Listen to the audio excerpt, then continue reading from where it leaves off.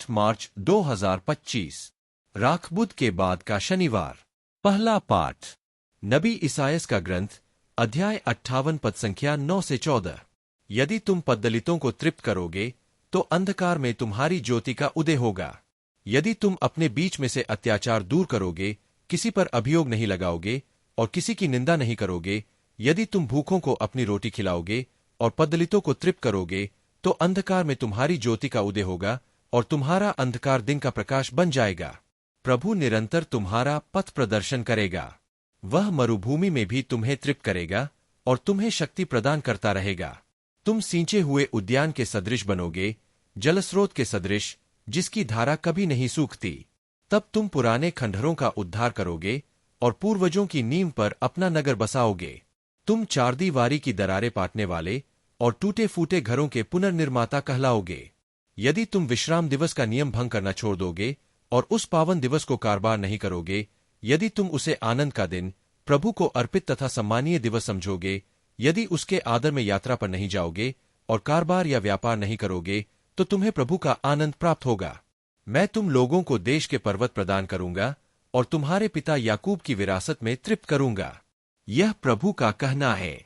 प्रभु की वाणी। भजन संहिता स्तोत्र ग्रंथ अध्याय 85 पद संख्या 1 से 6। अनुवाक्य। हे प्रभु, अपना मार्ग मुझे दिखा जिससे मैं तेरी सच्चाई पर चल सकूं। 1। हे प्रभु, मेरी प्रार्थना सुन, मुझे उत्तर दे। मैं दरिद्र और अभागा हूं, मेरी रक्षा कर। मैं तेरा भक्त हूं, तुझ पर भरोसा है, अपने दास को बचा। 2। हे प्रभु, तू ही मेरा ईश्वर है, मुझ पर दया कर। मैं दिन भर तुझे पुकारता हूं। हे प्रभु, अपने दास को आनंद प्रदान कर। मैं तेरी आराधना करता हूं। 3। हे प्रभु, तू भला है, दयालु है और अपने पुकारने वालों के लिए प्रेममय। हे प्रभु, मेरी प्रार्थना सुनने और मेरी दुहाई पर ध्यान देने की कृपा कर। जय घोष एजेकियल का ग्रंथ अध्याय 33 पद संख्या 11। प्रभु कहता है, मैं पापी की मृत्यु से नहीं बल्कि इससे प्रसन्न हूं कि वह पश्चात्ताप करे और अनंत जीवन के पथ पर आगे बढ़े। सुसमाचार। संत लूकस के अनुसार पवित्र सुसमाचार अध्याय 5 पद संख्या 27 से 32। मैं धर्मियों को नहीं पापियों को पश्चात्ताप के लिए बुलाने आया हूं। यीशु ने लेवी नामक नाकेदार को चुंगी घर में बैठा हुआ देखा और उससे कहा, मेरे पीछे चले आओ। वह उठ खड़ा हो गया और अपना सब कुछ छोड़कर यीशु के पीछे हो लिया। लेवी ने अपने यहां यीशु के सम्मान में एक बड़ा भोज दिया। नाकेदार और मेहमान बड़ी संख्या में उनके साथ भोजन पर बैठे। फरीसी और शास्त्री भुनभुना कर उनके शिष्यों से कहने लगे, तुम लोग नाकेदारों और पापियों के साथ क्यों खाते पीते हो? यीशु ने उन्हें उत्तर दिया, निरोगों को नहीं, रोगियों को वैद्य की जरूरत होती है। मैं धर्मियों को नहीं, पापियों को पश्चात्ताप के लिए बुलाने आया हूं। प्रभु का सुसमाचार। मनन चिंतन। पहला पाठ हमें याद दिलाता है कि जब हम अपने चारों ओर से अत्याचार और नकारात्मकता को दूर करते हैं, भूखों को भोजन देते हैं और पद्दलितों की मदद करते हैं, तो हमारे जीवन में प्रकाश आता है और हमें दिशा मिलती है।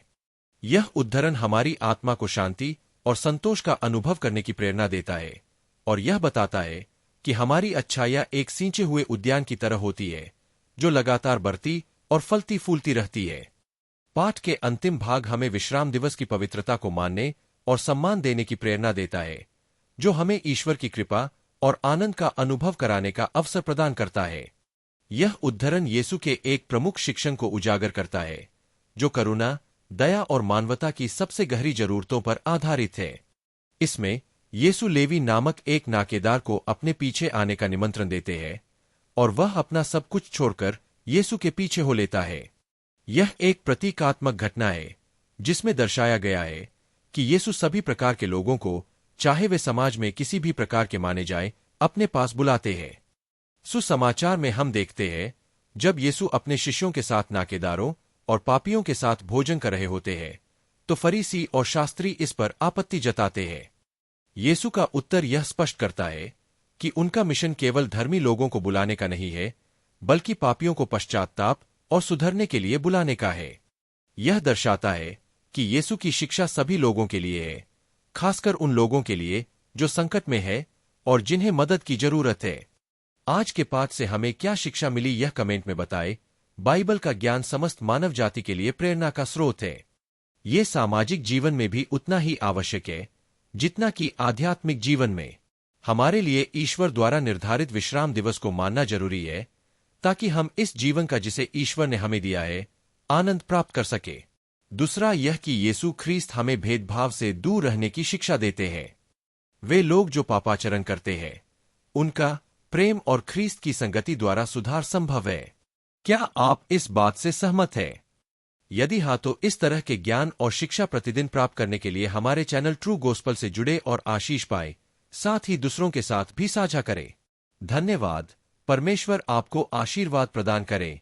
आमीन।